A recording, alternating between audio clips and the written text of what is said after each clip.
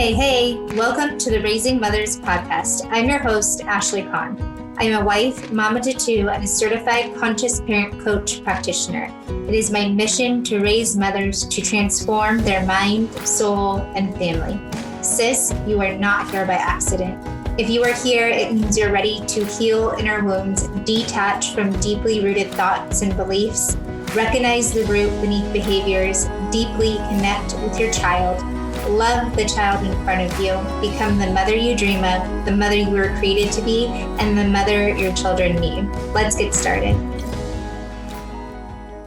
Okay, you guys, I am so freaking excited today because today I have two of my faves with me on, and we are going to be talking about all things motherhood and how we found ourselves through motherhood. Without further ado, I'll introduce both of them. The first amazing, beautiful soul is Sarah. Sarah is a mama to two boys. She is a certified life coach for women and specializes in narcissistic abuse recovery. Sarah's mission is to guide women through a transformational process in order to create a lighter and authentic personal and professional life. So welcome, Sarah. Hello. Thank you so much for the chance to be on this podcast and to be able to talk to you two beautiful people. Yes, it's going to be a party today. It will be. And then we have another amazing, beautiful soul, and her name is Char. Char is a mama to a daughter who is 17 and a son who is 20. Char is a certified parent coach through the Jai Institute, and her mission is to spread love and light through the 1-minute love nuggets that she's most famous for, sharing through Instagram and Facebook. So welcome, Char. Thank you. So excited to be here with both of you. I love you both so much. So speaking of, let's tell the Raising Mothers listeners how we know each other, because this is a really, fun way to kick off this podcast episode. So Char and I actually first met about, I think it's almost 8 years ago now, Char. And she was actually my first parent coach. So she totally changed my life and my kid's life. So thank you, Char. And just the trajectory of my journey in motherhood and my personal journey, honestly, because it totally coincides with each other. So that's how Char and I met. And then, girls, do you want to share how all three of us met? Yes, I guess. Yes. So recently we went to, all three of us were attending the Evolve conference with Dr. Shafali. But we didn't know Sarah. I was meeting Ashley, and I was there. I flew in early, and I was working out, and I saw this beautiful soul. And I go by a feeling I get. I'm definitely friendly and an extrovert, and I love to say hi to everybody. But when I walked by Sarah, I just felt this connection towards her. Of course, she's beautiful and sweet. I could just feel it. And I said, "How's it going?" How's it going was the word. Yes, that's what you said. And I just felt it was so unusual for somebody to say down south, how's it going? And that's where I picked up you were from somewhere else in the States. And then we just went on, talking. And you said you were there for the summit. And I said, well, so am I. And I'm all by myself. And I'm coming in from Spain. And I have no one to talk to. And this is my second day. I'm all by myself. And yeah, you just sort of like took me with you, and I was able to meet the other beautiful souls. Perfect timing. It was awesome. So Char messaged me, and I got the message like as soon as I landed, because Char got there before me, and she's like, "Oh my gosh, I met the most amazing person at the gym. You're absolutely gonna love her. I'm so excited for her to hang out with us this weekend." And you guys don't know Char yet, you have to follow her on Facebook and Instagram, and same with Sarah. And I'll put all of the ways that you could connect with them in the show notes. But Char is just, you talked about energy, Char, and she just has this energy that just attracts the most amazing people. And so when she messaged me about you, Sarah, I'm like, oh my God, she's going to be a gem. I like cannot wait to meet her. And we just all connected. One girl who's not here with us is Kelly. So it was the four of us. Kelly's a who. I wish she could have been here, maybe in the future. Kelly actually was on a podcast, did a podcast with me a few years back. I'll have to link that. But the four of us literally just had the most amazing time together. It was absolutely amazing. That will always be something that is very, very deep in my heart. And I am so grateful that we get to share this connection, going back and forth. And we really have established a communication or a way of communication. I love it. I love it so much. It just shows to trust your gut and feel into some friendships. Absolutely. And I love that you just said that, Char, because I think all too often in motherhood, it can become a very isolating thing, especially if you're a new mother. And even as you go through the different seasons of motherhood, like my kids are now teenagers, so it's kind of like shifting. And you kind of find yourself at times more alone than others.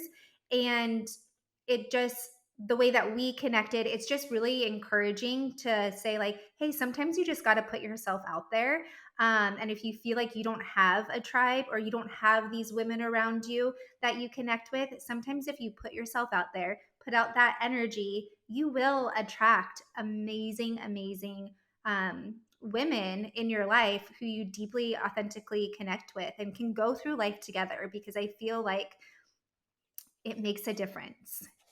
Entirely, entirely.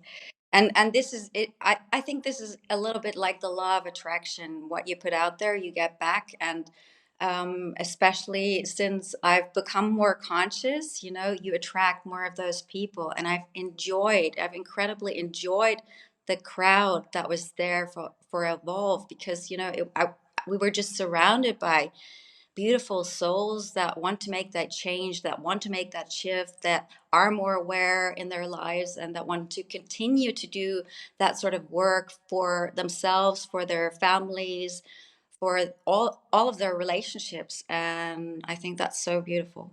Absolutely. Yeah, it's, this podcast is raising mothers, but I feel like it's all encompassing, because when we talk about being conscious and conscious parenting a lot, but conscious, it's really conscious living. And like you said, Sarah, like the work you put in for yourself is going to attract different people. It just naturally happens. To your point, Shar, it's the energy.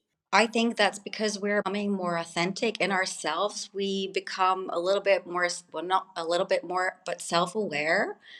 And by that, you automatically know who your people are.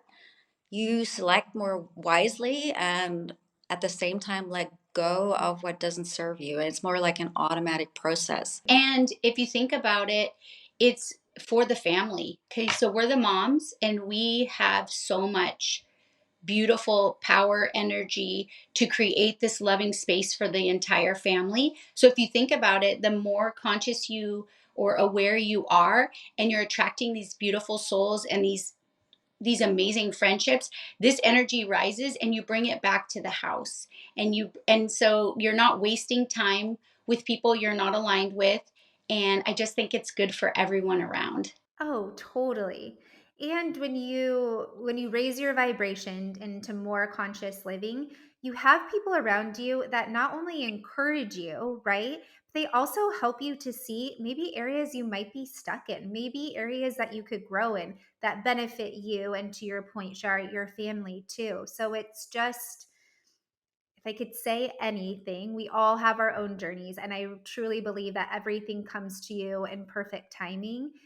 But maybe this is your sign to see a little bit more about conscious living, to create that women, or that tribe of women around you, to raise your vibration and to challenge you, but also encourage you.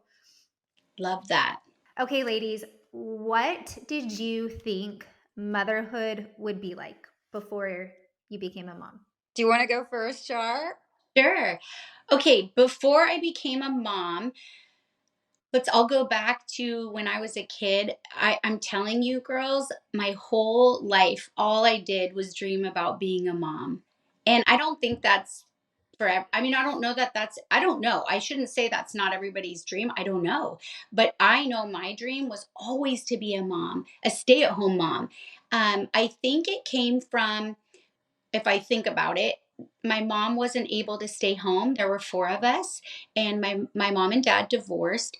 when I was when my twin sister and I were 9 months old, and my sister was 3, and my brother was 1. So my mom had a 3-year old, a 1-year old, and twin Char and Amy, baby girls 9 months old, and she is amazing. She taught me so much, but I did also find in it that I wished I had somebody home. At the time, they called us latchkey kids, and it all worked out. And I'm really close with my mom. My dad has since passed, but I will say I yearned for somebody to be home and be that nurturing soul that I am. And so everything that I wanted, I decided that that's what I wanted to give my kids. So I've always dreamed to be a stay-at-home mom and be the mom there to cook, even though I'm not a great cook, but have a snack for them and just be a body in the house for hugs and encouragement. And so I don't know if I manifested it or what, but it's been my experience. And now my kids are leaving the nest, and I was able to stay at home for the last 20 years. So, yeah. I love it. What about you, Sarah? What did you think motherhood would be like? First off, I want to say it's beautiful. I mean, to see that whole path and that you wanted children for yourself. For myself, it was a little bit more the opposite. So I didn't even want to start, I didn't even think about having children until I was about 30. And the reason why I and my husband then started to think about it was because the people around us got married, and then they slowly started to speak about children and having children, and it's a little bit contagious. So I felt like, should we do that too?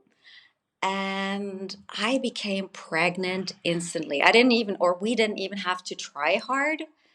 So it was just like, okay, shall we do it? Yeah, why not? What should go wrong? Didn't even think about it very much, and then I was pregnant. And so I didn't really spend a lot of time thinking about what parenthood would be like. I wasn't afraid of it. I was just like, other people are doing it. What should go wrong? I didn't go into it with a lot of expectation. Hmm. So now knowing what you thought thought motherhood would be like, or didn't think motherhood would be like, once you became a mom, how did things shift for you? Completely. It was so hard. So the birth didn't go well. It wasn't like I'd planned. I had these plans of my birth, being in a bathtub in the hospital, which you can do in Germany. You have that option, when everything, when it comes around, the time comes around the due date, you work with the people and the doctors around you, and they say, okay, you can choose this way or that way. And I had planned it naturally in the bathtub, and then everything went down south. Everything went unplanned, and it took 3 days to deliver my firstborn. And it was painful, contractions, induction, everything just went wrong, and then finally ended in a C-section. So that first experience was very shocking. And then all of a sudden, you hold that human being in your hands, and you're so overwhelmed with these new feelings that didn't exist before. I mean, you think you know love, and then there comes this little human being, and everything you knew about love all of a sudden becomes completely different, and you feel this new kind of love and this responsibility and anxiety. At least that's what I felt. So I wasn't a natural mom. I was nervous. I was anxious. I was afraid. It scared me to death because I didn't get much time to to think about it, nor did I think I didn't even want to worry much about it. I had my books that I read, and they don't really talk much about what could go wrong, or what really happens inside of you psychologically when when two all of a sudden become three from one day to the next, what really shifts inside of you. So to me, becoming a mom as well, I think to my husband then, was a great shock. I was so overwhelmed with the feelings and anxiety that something could go wrong, that I could do something wrong, that I thought, oh my God, you were so naive not to go deeper into the preparation beforehand. was completely overwhelmed with the sleep deprivation, with the feeding, every 2 hours is how often Jan, my firstborn, fed. And it was a lot to get used to. It was very, very heavy. Yeah, very heavy is a good way to explain it. And I feel like, you can read all the books, research all the things, but and have this idea of how you think motherhood is going to be, and you could have the best of intentions, but until you become a mom, it's like you personally are broken open, and like you said, Sarah, experiencing all these feelings and emotions that you didn't even know existed, or if you did know existed, you experience them like times 100. And so nothing prepares you for motherhood, which makes it the most beautiful journey you could go on, because it's unexpected and it kind of gives you the gift of really finding yourself again, because you realize, oh wow, I maybe have some holes that need to be filled, or some things that maybe I need to look at, or areas I could grow. So while it's so all consuming and so overwhelming, it also can be the most beautiful thing, which I'd love to get into. But I want to hear your experience, Shar. Once you became a mother, how did things shift for you?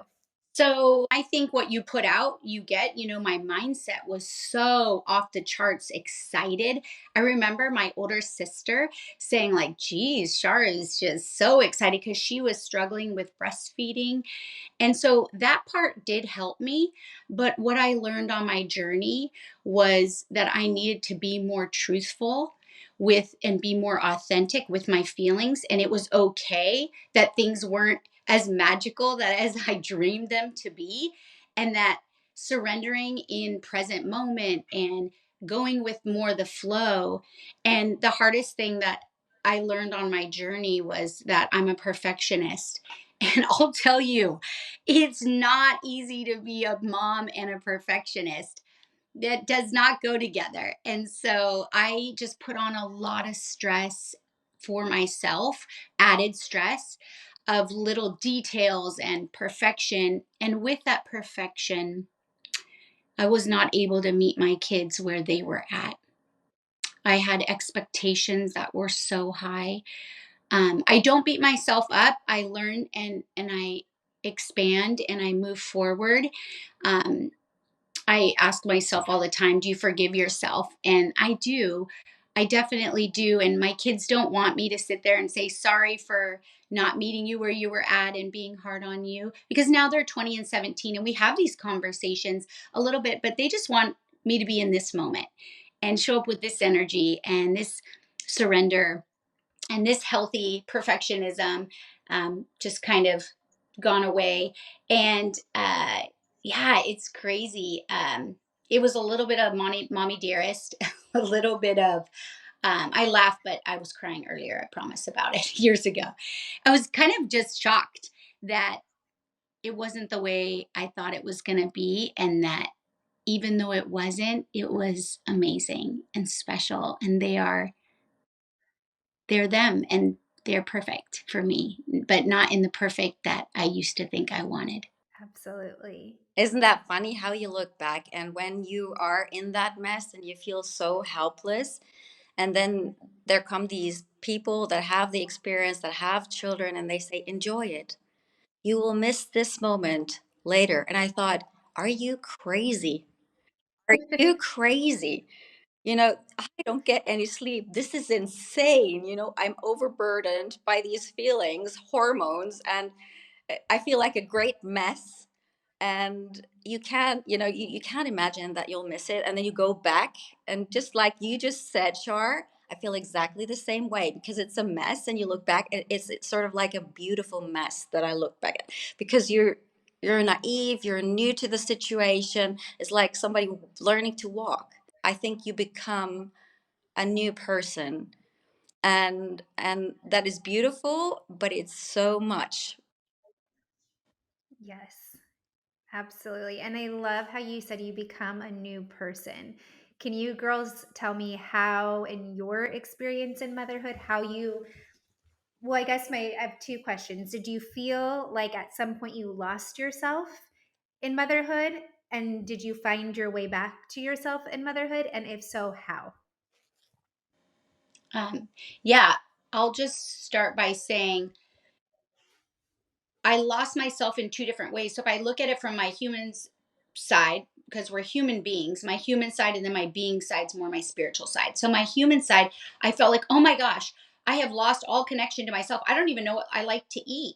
I'm just eating the leftover hot dogs and mac and cheese and gaining weight, and it was just going by so fast. But I did lose myself. I lost the connection I had with my high school sweetheart who I married along the way, and that was really hard. But we were like two ships passing and high-fiving each other really through it all. But we I didn't recognize that I had lost my connection with him. And then now, moving forward, I started working on myself. I found Shefali's work, being conscious. I was like, what does that even mean? I don't even know what that word means. Actually, I got Stella, my dog, and Stella helped me put into practice what Shefali was saying. I could pause when Stella needed something. So, fast forward, I lost myself. It seemed like it was heavy, but come to find out, I ended up finding myself. And I found my authentic, true, not perfect, messy, amazing, loving, badass self. I love it. So, what I hear you say is that at some point you lost connection to yourself. That word connection is huge because it's almost like when you, like, if you're on the phone and you lose connection, like, you can't even hear what's on the other end, right? There's no input. And so, when we lose connection to ourselves, we get, and I hear you on this because I also too. It's like when you lose connection with yourself, you have no idea what you're feeling, no idea what's going on inside, thoughts, emotions, all the things, and you really become so disconnected because you're in the habit of doing for everyone else that you forget about you.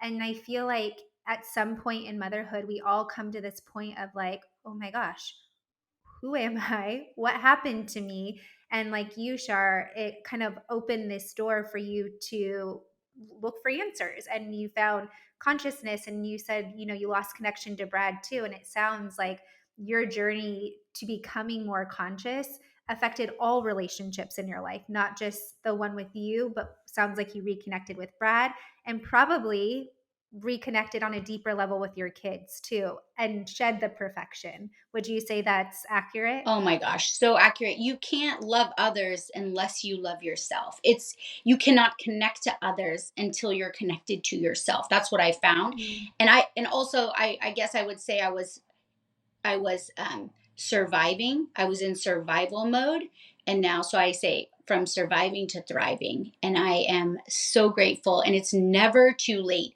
ever. Even if your kids are in college, you find yourself, you find that connection with them that I believe we all are really wanting. So, yep.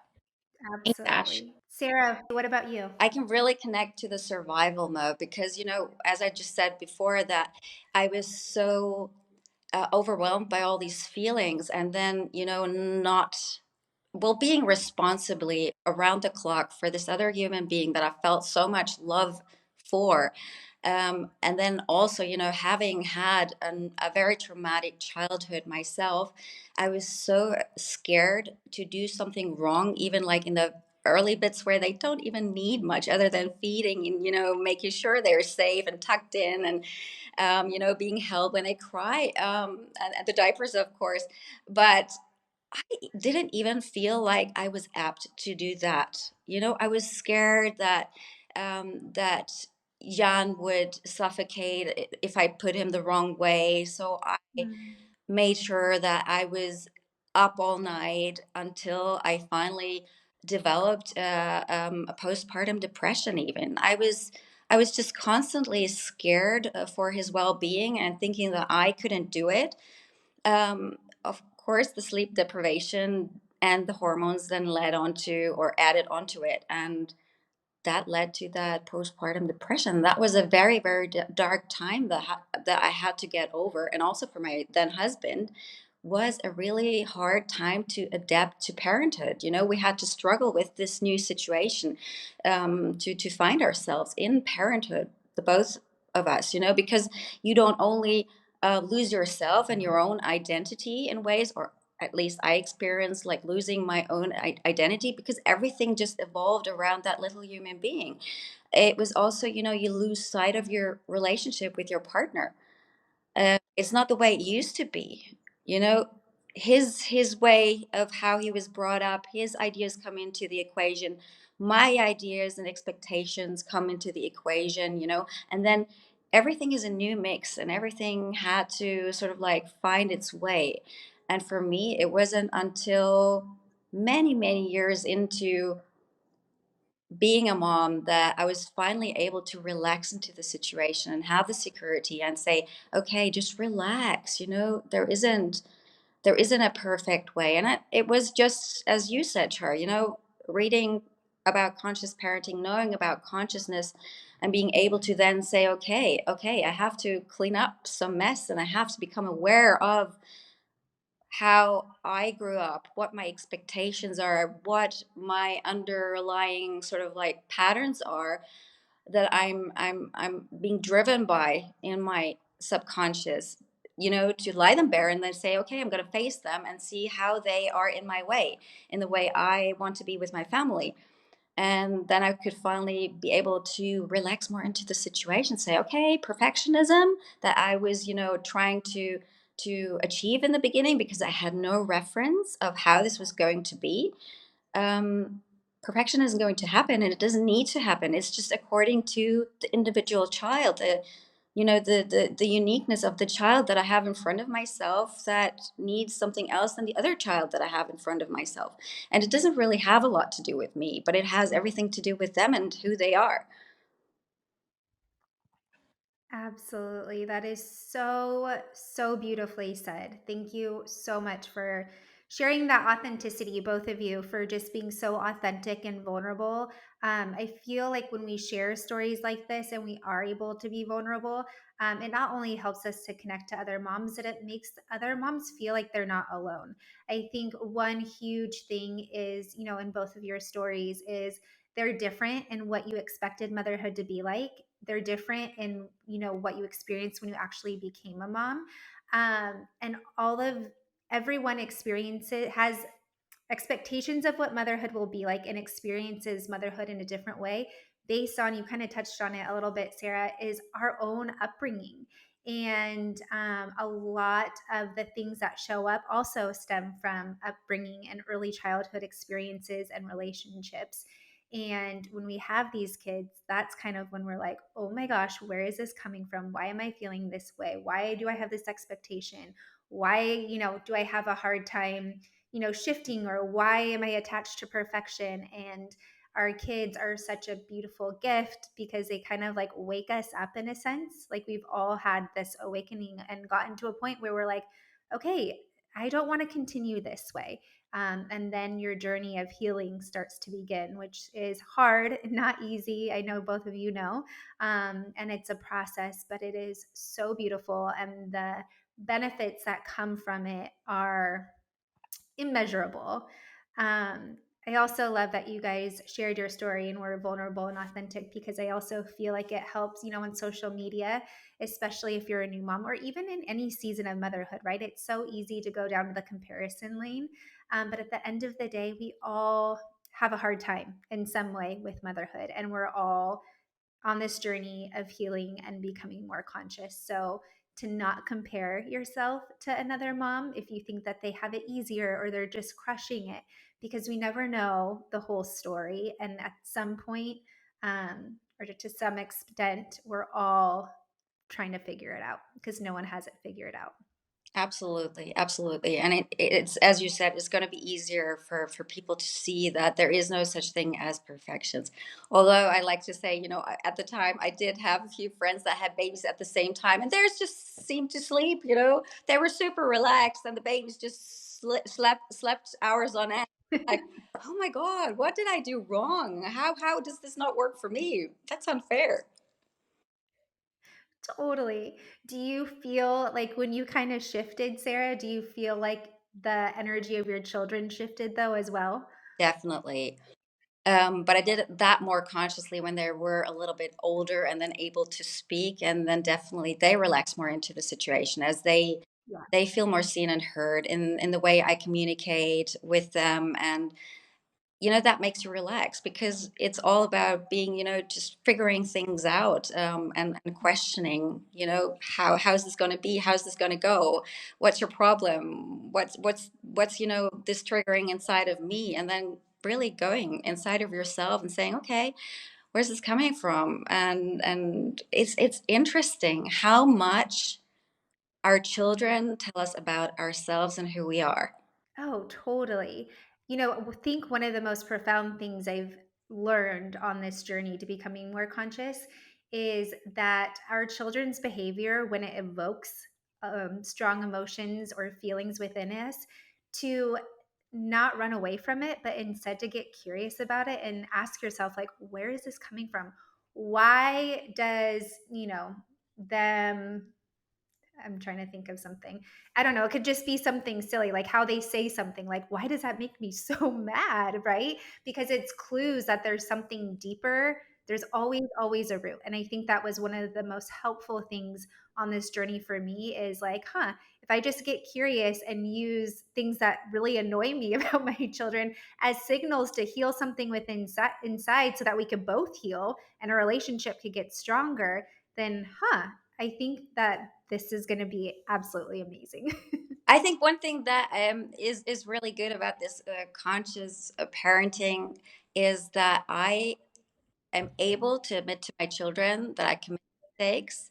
I do apologize for them if I've committed a mistake, and I show them, and I get to show them that way that it's okay to make mistakes, that I'm not perfect as a mother, because that's what I experienced in my childhood, and I took everything as a given, as like, okay, what they're doing is definitely right because this was my whole, was my surroundings. I knew no different, and I thought that must be right then. Mm-hmm. I wanted to add one thing that was I was remembering as we're chatting. So being more aware, I keep asking myself, what is it that I want? What am I missing? And always the word is fun for me. I want to have fun. I want to experience. Yes, I want to be a guide for my kids, but more importantly, I want to laugh with them. I want to have fun with them. I want to experience playing games with them, going places with them, vacationing with them, and being in that mindset of fun. So probably the last 5 years, so often I found myself that my intention for the day was to have fun. And that really helped me as a mom because trust me, I was going to guide them. I was going to, be there. I'm very responsible and I'm very organized and all that. So that part was fine. I was going to make the dinner and help them that way. But equally, I needed to have fun. So that's been really helpful for me to ask yourself, what is it that I'm missing or wanting? And then putting it out there. And it worked because we've had a lot of laughs. A I lot can of imagine with you in the house. Totally. Always a party. always, always. I feel so blessed about it. So I think that's a really good point, though, Shar, because fun is kids' love language and an amazing way to deeply connect with them, and have them feel like they belong.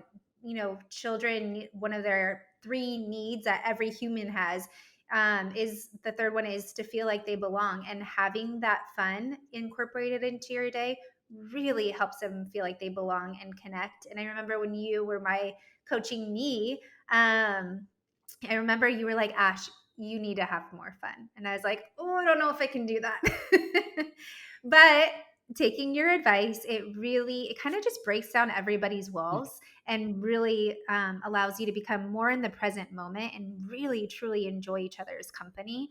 And so, Because you were tied in so much by that image that you had to be perfect, that you couldn't relax and have fun or didn't think you could have fun. yeah, no, it was totally tied to perfection. My to-do list and my agenda for the day was so much more important than incorporating fun because I've always attached my idea of perfection to my worth. So if I had an agenda for the day that I wanted to get done, if I didn't get it done, then I would be, my thoughts about myself were, you're lazy, you're not being a good mom, all these things are left undone. And adding fun would just like totally shake things up and not go according to plan. So it was really, really hard for me to incorporate fun. I did it. Was it comfortable? Hell no. It was so uncomfortable. You know, in the beginning, I'd be like, okay, I'm having so much fun. But inside, I was like, oh my God, how long is this going to last? Right. But yeah, I'm like looking at my watch. We got 2 more minutes for fun, guys. So hard attach to detach from these things, that come from our childhood, and from our own wounds, and it's hard, whatever that is for each individual. Yeah. It's the perfection, for someone else it's something else, and it's really hard to reprogram yourself and to get out of that. Absolutely. Because it's always attached to some deeply rooted belief. So we literally have to like retrain our minds to be like, no, actually, fun is a good thing. We're enjoying fun. And it's a journey. And I mean, just going back to our kids showing us things, I was sharing with you, Char, the other day. It was last weekend. We were just kind of having like a whatever day, nothing planned. And my daughter's like, you guys are, and she's the one who will just like tell me how it is. But she's like talking to me, but about our whole family. She's like, you guys are no fun. She's like, all dad does is work. All you do is clean, and all Diesel does is talk to his friends on the phone. And I'm like, okay, like some of this is true. And just like another area for me to become aware of, like, okay, you're right. Like I totally was just head down focus on all my chores that I had to get done today. So using that instead of being like, oh my gosh, please, like it's okay to be bored. We don't always have to have fun. I told her, I'm like, yeah, you're right. What could we do right now? You know? So like really using our kids as like our mirror and actually like taking action on it, I guess. And hearing their ideas, because they feel Yeah, that way. absolutely.